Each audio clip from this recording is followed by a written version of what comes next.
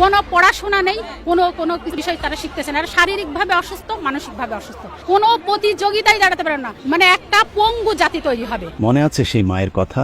অতি সাধারণ সেই মায়ের অসাধারণ কথাগুলো এখনো মাঝে মধ্যেই আমার কানে বাজে। একটা বাচ্চা যদি লক্ষ্য না থাকে, উদ্দেশ্য না থাকে, জীবনে প্রতিযোগিতা না থাকে, সে কি কখনো বড় হতে পারবে? কথা আছে, কোন জাতিকে ধ্বংস করতে হলে আগে সে জাতির শিক্ষা ব্যবস্থাকে ধ্বংস করে দাও। সেই ফর্মুলাতে অত্যন্ত পরিকল্পিতভাবে একটি জাতিকে ধ্বংস করে দেয়া হচ্ছে আমাদের চোখের সামনেই। আর আমরা দেখেও না দেখার, শুনেও না শোনার ভান ধরে বসে আছি, কারণ আমাদের ধারণা জাতি, দেশ, সমাজ এত কিছু ভাবার কি প্রয়োজন? আমার পরিবার নিয়ে সুখে থাকলেই তো হলো। কিন্তু চাইলেই কি সুখে থাকা যায়? ঘুণে ধরা সমাজের উই পোকাগুলো একদিন আপনার পরিবারকেও কুড়ে কুড়ে খাবে।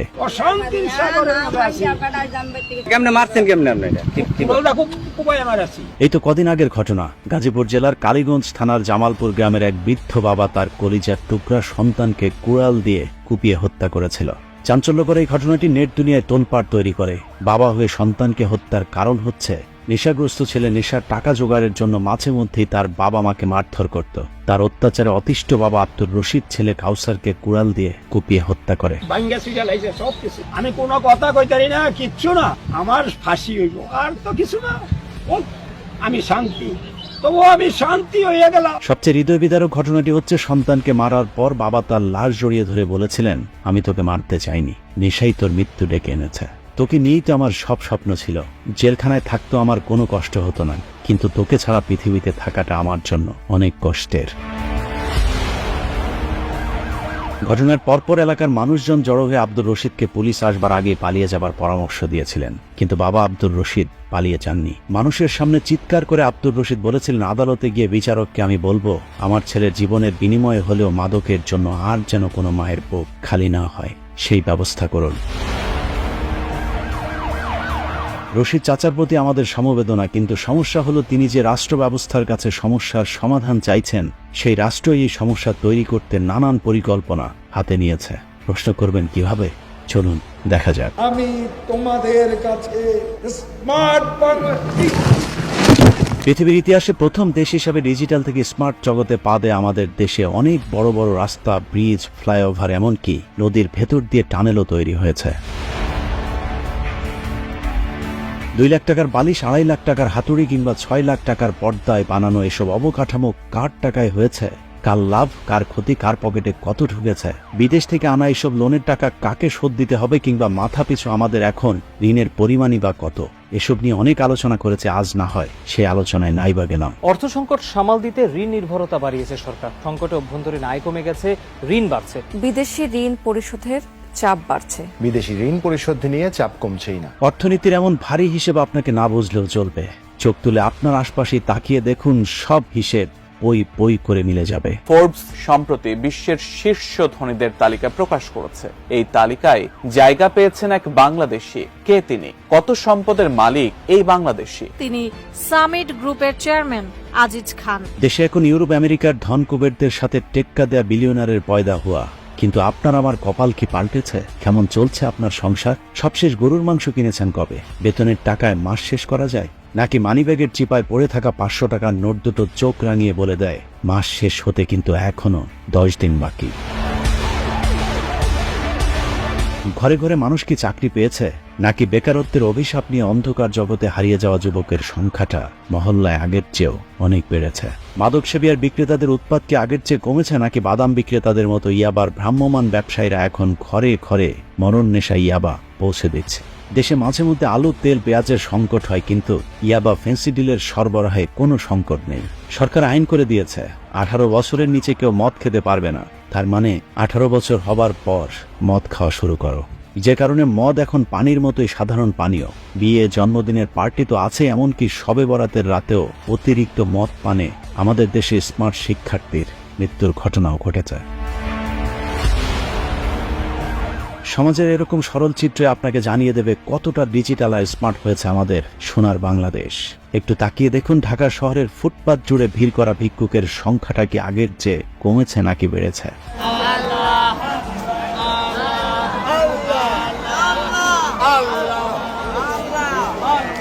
ঢাকা মেডিকেলে গিয়ে দেখুন, বিরাট বড় বড় ফ্লাইওভারের শহরে এখনো চিকিৎসা না পাওয়া মানুষ হাসপাতালের মেঝেতে চিকিৎসাহীন হয়ে পড়ে আছে। উন্নয়নের হিড়িক লাগা শহরে সবচেয়ে বেশি উন্নতি হয়েছে মশার বংশ বিস্তারে। নেট দিয়া জানালাই করা হয়েছে, তারপরেও নেটও মানে না। সিটি প্রশাসনের কোনো উদ্যোগ নাই, শুধু ওরা মুখ দিয়ে বলে কিন্তু আসলে কাজে কিছুই করে না। ধুলার দাপটে এখনো দম বন্ধ হয়ে আসে, আর বৃষ্টি শুরু না হতেই তলিয়ে যায় অলিগলি থেকে শুরু করে শহরের প্রধান সড়কগুলো। দিনে বৃষ্টি হলে তো কোন অবস্থা, পানি রিক্সার বডির উপরে ওঠে। কারো কোনো উদ্যোগ আছে বলে মনে হয় না। অবৈধভাবে ক্ষমতায় টিকিয়ে রাখার দায়িত্বে থাকা দ্বিগুণ তিনগুণ বেতন বাড়া সরকারি কামলারা এখনো আগের মতোই ঘুষের জন্য ফাইল আটকে রাখে। তবে বেড়েছে চাহিদা মাত্র দিতে বাধ্য থাকা ঘুষের পরিমাণ। এই যে বিকাশ করে ওখানে এমন বাড়ান একটু আপনি এই যদি হয় অবস্থা, তাহলে কিসের উন্নয়ন, কার উন্নয়ন? দিনকে দিন বাড়ছে বৈষম্য, বাড়ছে দরিদ্র মানুষের সংখ্যা। দারিদ্র্যের কষাঘাতে দেশ ছেড়ে প্রতিদিনই মানুষকে ছুটতে হচ্ছে বিদেশের মাটিতে। ভূমধ্যসাগরে ডুবে যাওয়া প্রতিটি জাহাজে এখন স্মার্ট বাংলাদেশের নাগরিকদের লাশ মিলছে। একবার যে যায় ওই গেম করে সে আর রিটার্ন আসতে পারে না। প্রাণের ঝুঁকি নিয়ে এভাবেই ছোট ছোট কাঠের নৌকায় করে পাড়ি দিচ্ছিলেন ভূমধ্যসাগর। উদ্দেশ্য একটাই, জীবন ও জীবিকার তাগিদে স্বপ্নের ইতালিতে পাড়ি জমানো। এদিকে বাংলাদেশি আজনবীরাই এখন মধ্যপ্রাচ্যের সবচেয়ে কম দামি দাস। প্রতি বছরই কমছে আমাদের পাসপোর্টের মান। তারপরেও সব সহা জাতির কোনো অভিযোগ নেই। সংসারের চাকা সচল রাখতে প্রতিদিনই হাজার হাজার মানুষ দেশ ছেড়ে পাড়ি জমাচ্ছেন বিদেশের মাটিতে। স্বাধীনতার 53 বছর পর দেশ ছেড়ে বিদেশে কামলা দিতে যাওয়া আমরা একমাত্র বীরের জাতি। এই বীরদের কারণেই দেশটা এখনো বেঁচে আছে, কিন্তু সমস্যা হলো সেখানেও প্রতিটি পদে পদে রয়েছে রাষ্ট্রের তৈরি করা ভোগান্তি।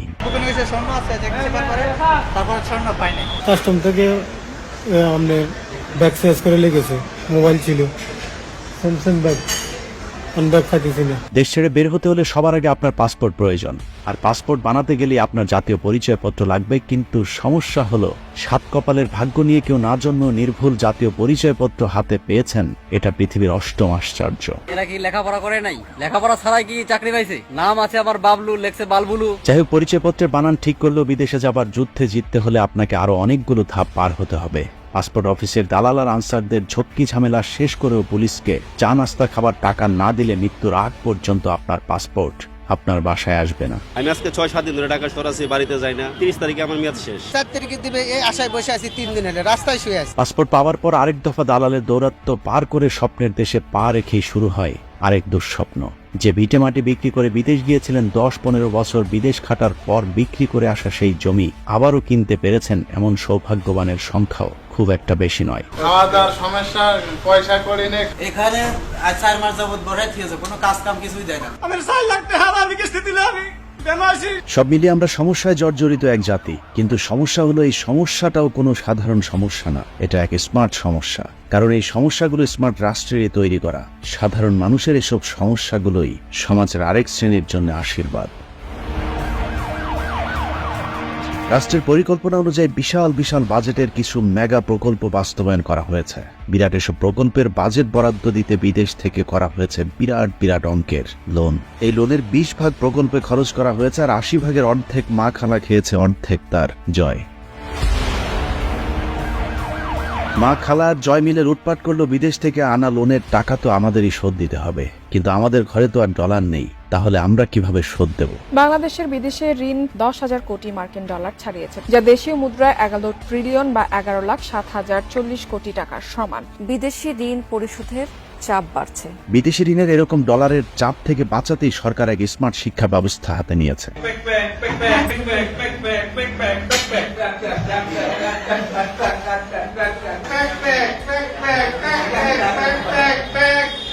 যে শিক্ষা ব্যবস্থায় পড়াশোনা শেষ করে আপনার বিদেশে গিয়ে কামলা দেয়া ছাড়া আর কোনো কিছুই করার থাকবে না।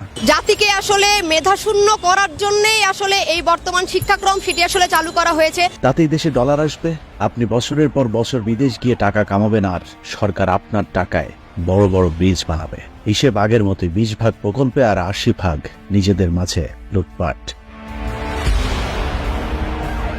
2024 সালের মাধ্যমিক কারিকুলামে 6ষ্ঠ থেকে 10ম শ্রেণী পর্যন্ত কৃষি শিক্ষা বইটি বাদ দেওয়া হয়েছে। এছাড়া মেয়েদের গার্হস্থ্য অর্থনীতি বইটিও পাঠ্যসূচি থেকে বাদ দিয়ে দেওয়া হয়েছে, যেখানে ছেলেদের জন্য কৃষিকাজের বিভিন্ন প্রশিক্ষণ এবং মেয়েদের জন্য নানা ধরনের গৃহস্থলীর কাজকর্ম সহ ক্ষুদ্র ও কুটির শিল্পের কাজ শেখানো হতো। প্রয়োজনীয় এই বই দুটির পরিবর্তে স্বাস্থ্য সুরক্ষা ও শিল্প সংস্কৃতি নামে দুটি অপ্রয়োজনীয় বিষয় পাঠ্যসূচিতে যুক্ত করা হয়েছে। ব্যক্তিগত পরিচর্যা। প্রথমে আমি ঘুমাবো, তারপর বিছানা থেকে কাঁথা এবং বালিশকে সরিয়ে নিতে হবে। তার চেয়েও ভয়ঙ্কর বিষয় হলো আগে কৃষি শিক্ষা এবং গার্হস্থ্য অর্থনীতির সাবজেক্ট দুটো ঐচ্ছিক ছিল, কিন্তু স্বাস্থ্য সুরক্ষা ও শিল্প সংস্কৃতি বই দুটো সবার জন্য আবশ্যিক করা হয়েছে।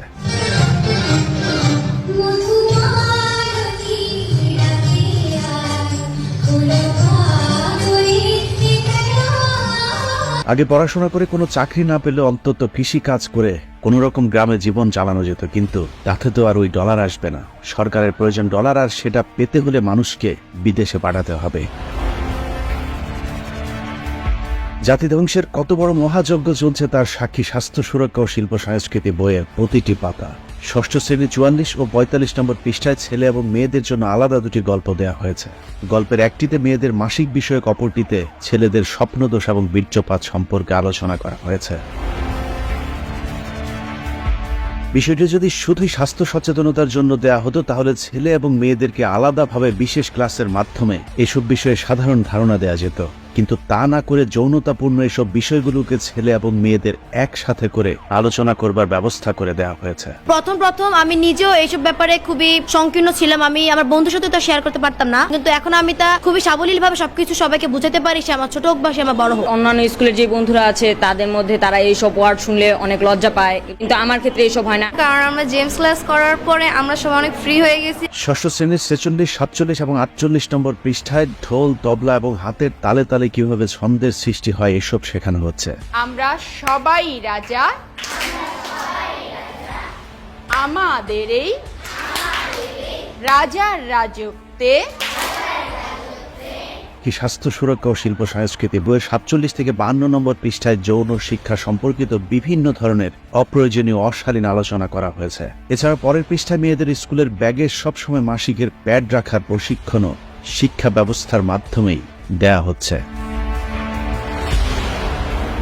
সপ্তম শ্রেণীর 53 থেকে 58 নম্বর পৃষ্ঠার পুরো অধ্যায় জুড়ে যৌন শিক্ষা সম্পর্কিত বিশদ আলোচনা করা হয়েছে।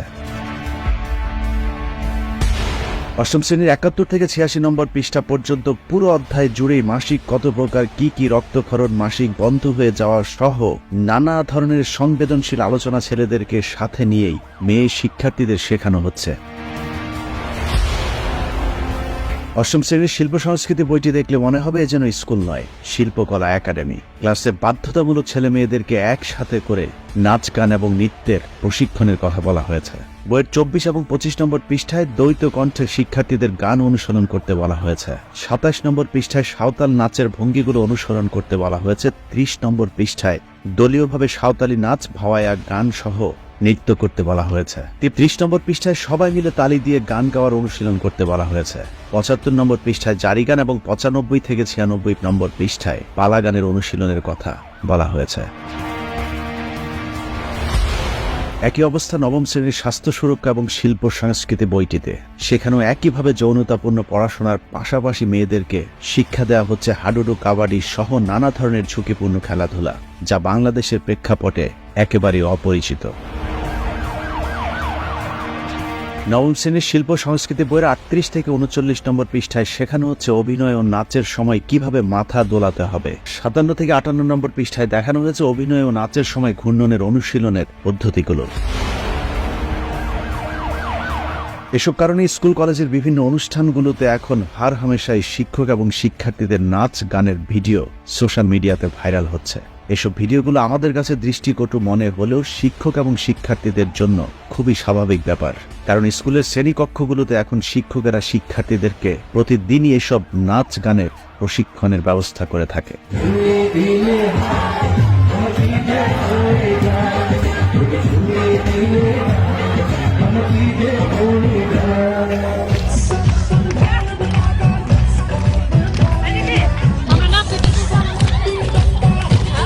কাদের ইশারায় আমাদের শিক্ষা ব্যবস্থার এই বেহাল দশা সেটা বোঝা যাবে শিল্প সংস্কৃতি বইয়ের 60 থেকে 61 নম্বর পৃষ্ঠা খুললে, যেখানে শাস্ত্রীয় সঙ্গীতের অনুশীলনে শেখানো হচ্ছে উত্তর ভারতীয় বা হিন্দুয়ানি শাস্ত্রীয় সঙ্গীত এবং দক্ষিণ ভারতীয় বা কর্ণাটকের শাস্ত্রীয় সঙ্গীত, এবং এই সবকিছু বাধ্যতামূলকভাবে প্রতিটি শিক্ষার্থীকে শিখতে বাধ্য করা হচ্ছে। মূলত বাংলাদেশের রাজনীতি, অর্থনীতি, ধর্ম, সংস্কৃতির মতো শিক্ষা ব্যবস্থা ধ্বংস করে দেওয়ার জন্যই ভারতের এই গভীর চক্রান্ত।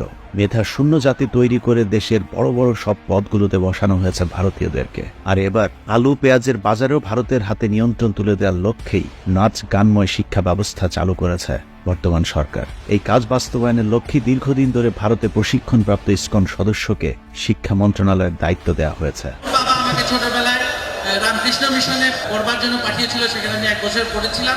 হরে কৃষ্ণ কৃষ্ণ কৃষ্ণ হরে হরে। ইসকনের ভারতীয় এজেন্ট নফেল সম্প্রতি তার এই বক্তব্য বিকৃত করে প্রচারের দাবি করলেও পুরো বক্তব্য শুনলেই বোঝা যাবে তিনি যে মিথ্যা বলছেন। আমরা সবাই বলবো জয় জগন্নাথের জয়। ঈমান আমাদের অনেক শক্ত। সনাতন ধর্মের ভাই বোনদের সাথে এক কাতারে আমরা পূজা অর্চনায় অংশগ্রহণ করব, কেউ আমাদের আটকাতে পারবে না। বাংলাদেশে ভারতের শত্রু বিএনপি কিংবা আওয়ামী লীগ নয়, তাদের শত্রু হলো এদেশের মুসলমানদের ঈমান। যে কারণে তারা আমাদের দেশ থেকে ইসলামী মূল্যবোধকে ধ্বংস করতে চায়। কৃষ্ণ কৃষ্ণ হরে হরে হরে রাম হরে রাম। এ কারণে অনুষ্ঠানের একদম শুরুতে বলেছিলাম, সমাজে যখন খুনে ধরবে তখন আপনার পক্ষে পরিবার নিয়ে সুন্দর করে বাঁচা সম্ভব নয়। পুরো রাষ্ট্রই যখন নষ্টদের দ্বারা পরিচালিত হয় তখন আপনি, আমি, আমাদের পরিবার কিভাবে নিরাপদে থাকবে? চারিদিক থেকে আপনাকে চেপে ধরবে এই নোংরা সমাজ। ব্যাং নৃত্যের জন্য প্রস্তুত, আরম্ভ করো। ওরে ও দেখেছি তোমার লম্বা দুটি ঠ্যাং। একদিকে নোংরামো, অসভ্যতা এবং মাদক, অন্যদিকে মেধা শূন্য এক নপুংসক পঙ্গু জাতি তৈরিতে কাজ করছে ভারত। যে কারণেই শিক্ষা ব্যবস্থার বিরুদ্ধে জোর প্রতিবাদ করে তুলতে হবে। সম্ভব না হলে পরিবার থেকে আপনার সন্তানকে মানবিক ধর্মীয় মূল্যবোধের শিক্ষার ব্যবস্থা করতে হবে। তা না হলে চরম এক অন্ধকার ভবিষ্যতের দিকে এগিয়ে যাবে আমাদের ভবিষ্যৎ প্রজন্ম। আল্লাহ হাফেজ।